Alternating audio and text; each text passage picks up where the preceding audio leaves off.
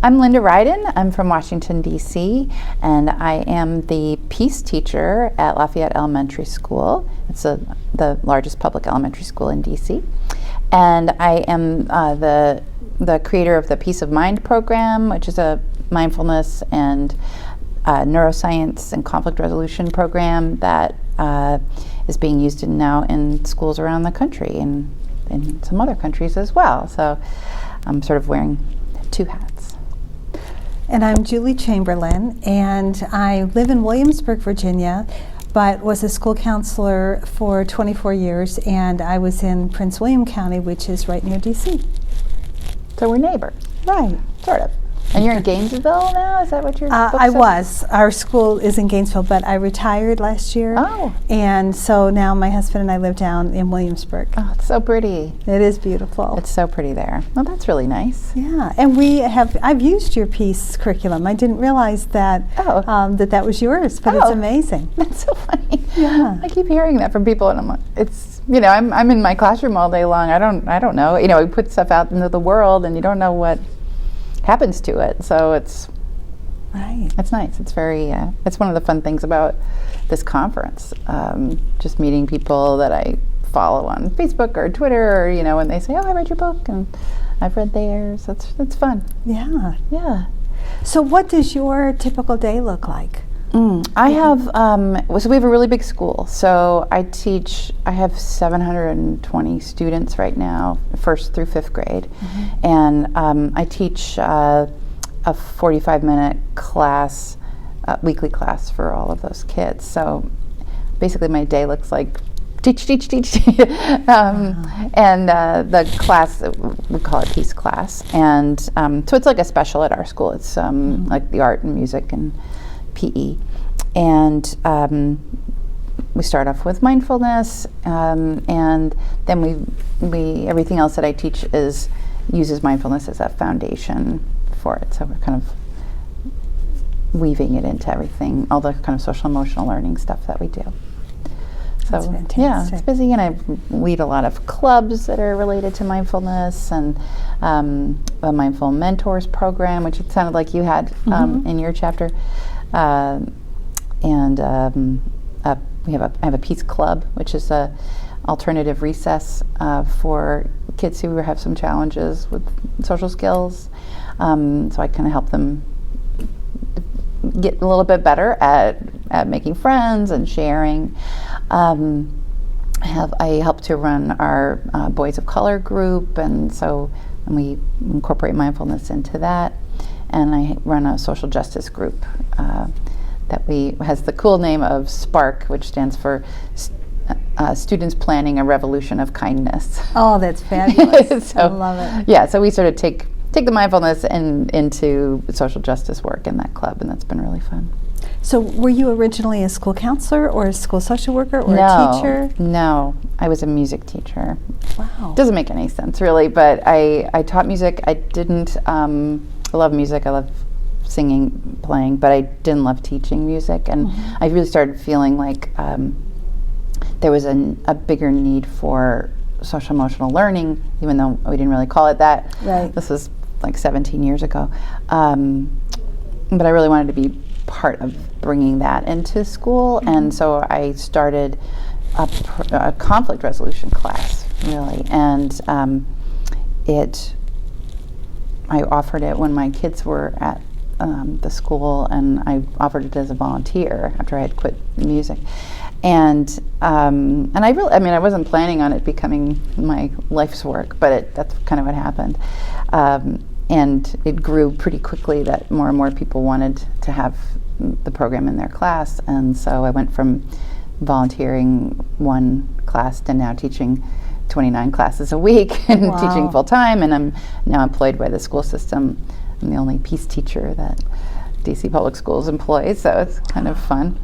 And what a need. I mean, that's tremendous. It should be in every school.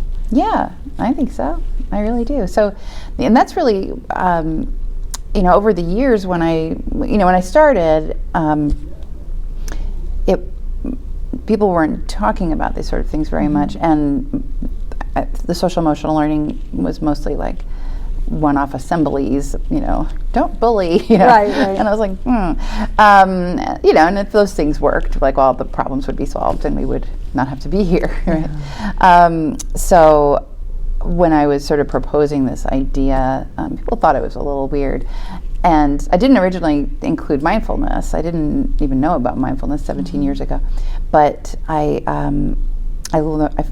found that when I was teaching the conflict resolution, that the kids intellectually could grasp the concepts, and in class they could role play, and they knew all the framework and all the tools and everything, and then they'd go out to recess and get in fights. Right. They couldn't transfer the learning. Not at all. And so I really was just racking my brain trying to figure out what was missing, and I realized that they couldn't calm down when they were angry, and so all this information that I had given them was kind of useless to them. I didn't know why at the time, but I could tell that was what was happening. Right. Exactly. So I started to when I started to do some research, I started reading more and more about mindfulness, and I was like, and I was kind of nervous about it, and I didn't really think, I didn't really feel like it was something that I wanted to do for myself, but I did it for them. I learned about it and I started practicing for them, and then it turned out to be this enormous gift to myself as a teacher and as a human being. So when I started to teach mindfulness to the kids, I mean, it was just like, the light went on and they were like, oh, I get it now. And so then when they would go out to recess, like they were actually using the mindfulness skills to calm down, and then they could work out the conflict. Sure. And it was amazing. I mean, it was such a huge difference. We saw just the amount of behavior reports, and we used to have a refocus room that we'd send the kids to if they got in trouble at recess, and that was one teacher's duty to sit there. Right. And after a while she was like, I am just sitting here by myself because nothing was happening. They weren't getting into fights, and we were having a fair amount of fights at recess. So I was really thrilled by that. I didn't really understand though why it worked, and when I started to read about the neuroscience and read Daniel Siegel's books, I was like, oh, now, I really started to get. I was like, oh, no wonder they couldn't work out the conflicts. Like they, when you're angry and your brain goes into fight or flight mode, you're not thinking, correct, and you're not remembering. Right. So, everything I was trying to jam into their minds was useless to them if they couldn't calm down and access that part of their brain. So then I started teaching them the neuroscience piece. And that, it just took off. It was so much more effective and so helpful for the kids, and way in conflict resolution, but way beyond. I mean, the benefits of, as you know, the benefits of mindfulness and the understanding of neuroscience was just huge for the kids. And even for the adults, most of us never learned that information. No. And most of us always thought, once your brain was formed, that was it, and we didn't realize it was not until you're in your 20s. Exactly. And so a lot of the kids, I've always, as a school counselor, done mindfulness with my students. I would do it individually and in small group. But it never dawned on me to do it whole school. Yeah. And then our school social worker said, I'd really like to take mindfulness and have it, our whole school become a mindfulness school. And it was like a light bulb went off. I never thought of that. Yeah. But I didn't understand. We were studying about executive functioning and all that. And I didn't realize until I learned more about that the brain continues to grow until you're in your 20s. Right. So even if, like with growth mindsets, even if, up until now, I haven't been able to focus in class, or up until now, I haven't been able to get my things organized. The power of yet, now I can. And now I know that it's possible to change the shape and the size of my brain. And the kids, they eat that up, and so do the adults. Yeah. So we've had a really neat experience at our school.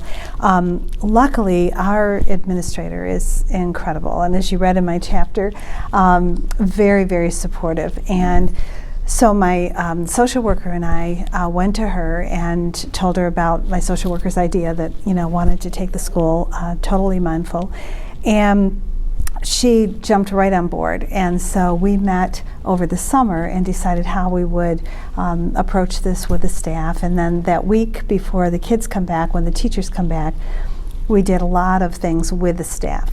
And they, I think all but maybe a couple were right on board. Some had already started practicing mindfulness. One had taken a course from Tish Jennings at University of Virginia. Wow, yeah. So it wasn't totally new to them, but they also hadn't thought of doing it, with their whole class. They had done, bits and pieces. And when was this? This was in 2017. Yeah. So the school year 2017-2018, the social worker, Erica, so I don't keep saying the social worker, but Erica and I, we each took small groups of students who were at risk of not passing their SOL tests. And for those not related to Virginia, that's standards of learning. And so we met with them and we taught them mindfulness, we took them through mindfulness practices. And at the end of the 6 weeks, it made a huge difference when they went in to do some pre-testing, how they were able to refocus and, just regulate their emotions, calm down, and really focus on what is that test asking me? What is the question? And we had great results. And then the data for our discipline is amazing. Yeah. And so we started out doing that, and the first day of school, the three of us, my principal, Jennifer and Erica and I, met with all of the students by grade level. So we had the 5th grade come in to the gym, we met with all of them, and we explained about growth mindsets, about mindfulness, and about empathy.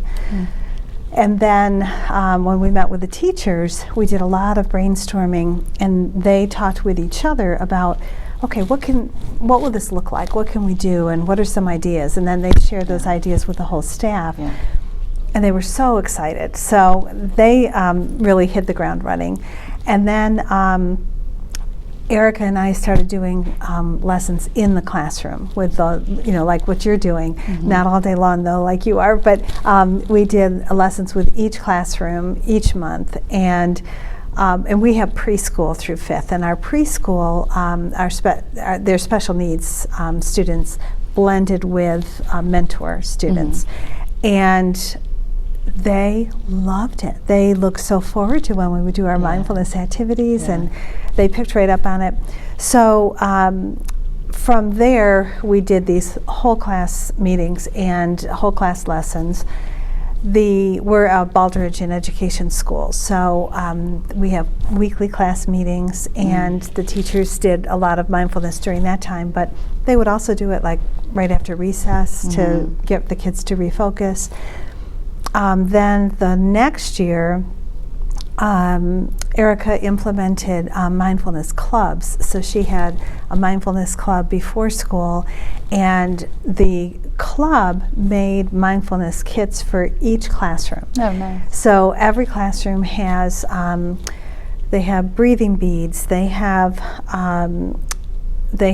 coloring books, they have a yoga mat, they have a calming bottle that they made as a class, where they each added their own color of glitter that represented their emotions into the calming bottle. So it's truly a class one.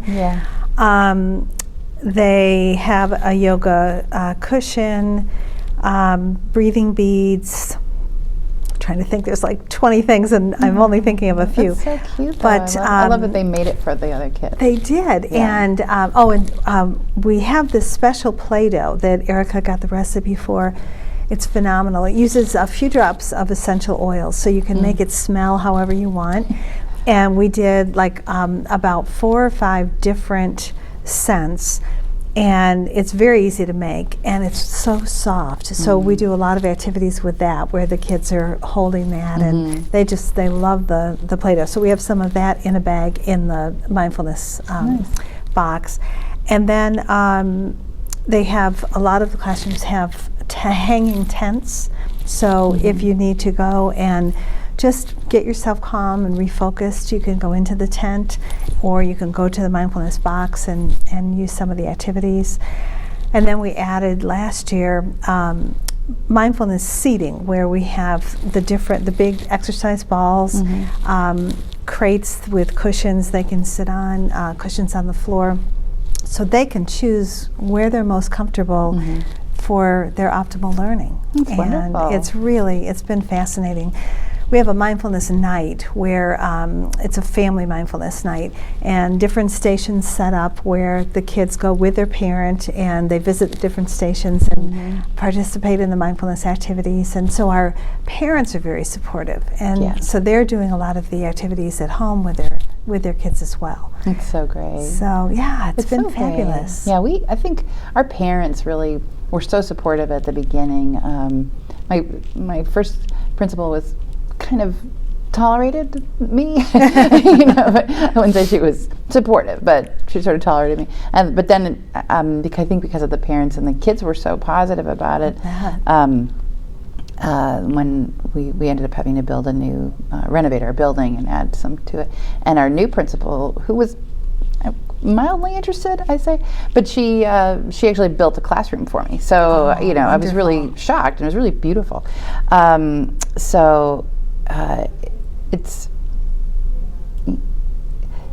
It must be wonderful to have a principal who really gets it, but I think that even a principal who isn't completely on board can sort of still see the benefits. Exactly. And we also just got a lot of attention because we were doing this so long ago. People would hear about what we were doing and come visit my classroom, and people would say, well, I want to be a peace teacher. How do you do it? And I was like, I don't know. So I finally ended up writing the curriculum because so many people were just coming to visit. I mean, it was kind of getting a little out of hand, Yeah. And so I thought, I got to give people something. And luckily, I was able to connect with an old friend at the time, Cheryl Dodwell, and she said, I'll help you write this curriculum. And I never could have done this without her because it was a huge amount of work. I bet. Huge amount of work. Trying to distill like 15 years of classes and lessons into one book. We now have 6 volumes of the curriculum, but it was a huge job. And as people started to be interested in buying the curriculum, we ended up starting a nonprofit that Cheryl runs, and that's really dedicated to helping to spread the word about the curriculum, get it out there, and helping teachers if they need, if they want support, talking to their principals. Usually Cheryl is the one who goes in and talks to people because I'm at school all the time. But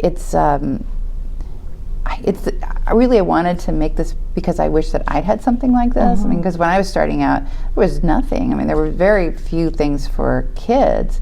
So I had to take a lot of the things that I was learning as an adult and figure out how to make them appropriate for all these different age groups that I was teaching. Sure. And I still see people, through Facebook and mindful schools groups and things, I need resources for this, I need resources for that. And, and it was really hard to cobble together those things on your own. And so, I don't at all have all the answers, but, I wanted to say, like, here's something you can use. Like, this is like 30 weeks worth of lessons for a school year.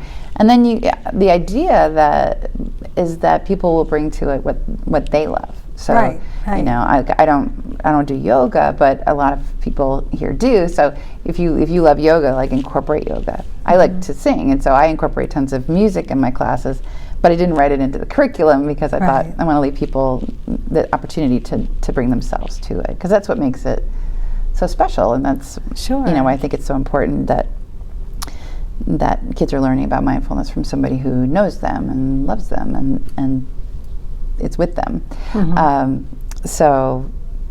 And we tried to write the curriculum so that it could be used by a classroom teacher who was the only one in their school and just wanted to do it, or a counselor could use it, as they see students, or the whole school can implement it. It's just an offering, right? Putting it out there and saying maybe this will be helpful, and then trying to get the word out so people aren't alone, thinking that there's no support. Right, and just having that resource available.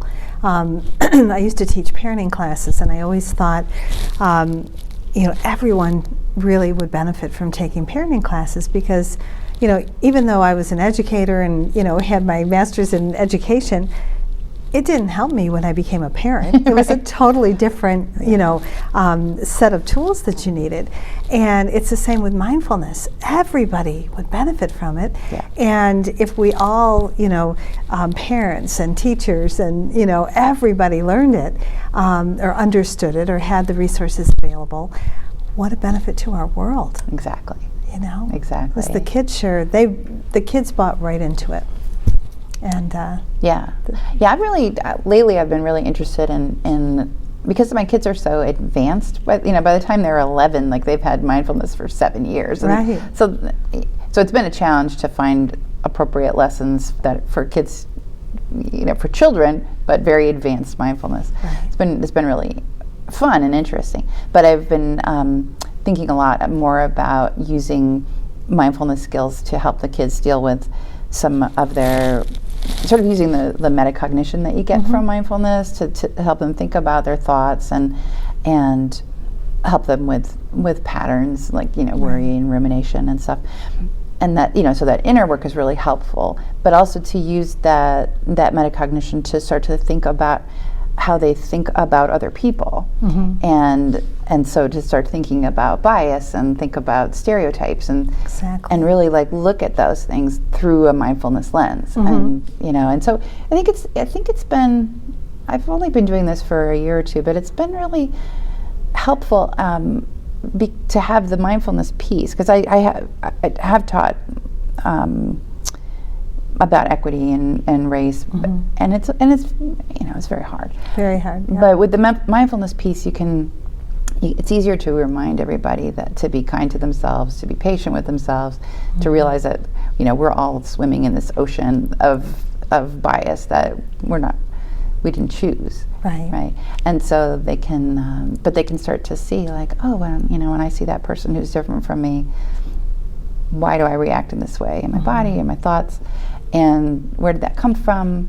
And do I want that? Is that really how I feel? Right. And I'm not telling them how to feel about other people, but just putting it out there.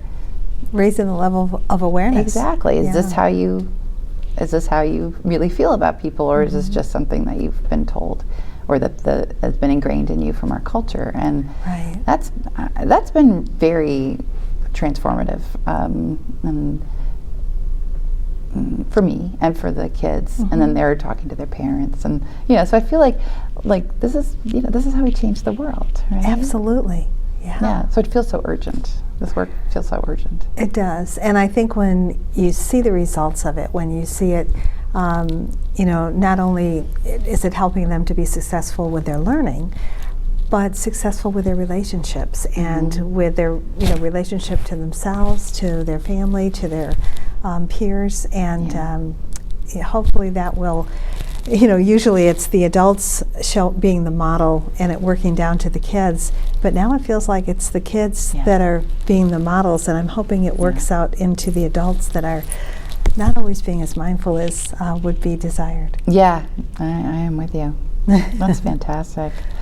It's been so great to talk to you. Oh, and meet you too. And it's exciting to hear that, so close to where we are in Gainesville, that you're doing all this work in DC. Yeah. Big challenges, but great results. Yes. Yeah. All right. Well, thank you so much. Thank you.